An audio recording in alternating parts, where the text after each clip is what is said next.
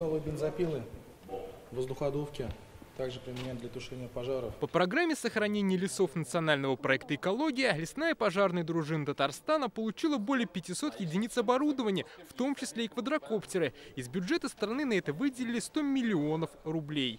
Благодаря всему этому оборудованию и нововведениям пожарная охрана может более действовать быстрее по пожаротушению и не только, то есть можем предотвращать эти пожары. Новинки достижений лесного хозяйства Татарстана сегодня в поселке Лесхоз показали вице-премьеру страны Виктории Абрамченко и руководителю Федерального агентства лесного хозяйства Ивану Советникову. Гостей сопровождал Рустам Миниханов.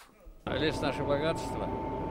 Сегодня состояние лесов, оно такое, что надо их беречь и оберегать. Вот пожарные станции, которые тоже совместно с федеральным центром мы создали, они позволяют, вот с 2010 года, у нас в 2010 году один пожар был, такой, мы ее быстро ликвидировали, нам удается удержать ситуацию. Леса занимают 5-ю часть территории Татарстана. В республике заготавливают семена с улучшенными свойствами и создают тысячи гектаров лесных насаждений. С 2012 года в поселке Лесхоз работает селекционный семеноводческий центр. Здесь апробируют и внедряют современные технологии лесоразведения.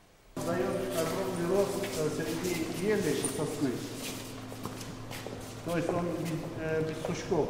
По соседству расположился дендрарий имени Нургали Миниханова. Сад и оранжереи объединили более 600 видов растений, в том числе тропических. Сегодня местные аллеи пополнила туя. Ее посадили федеральные гости.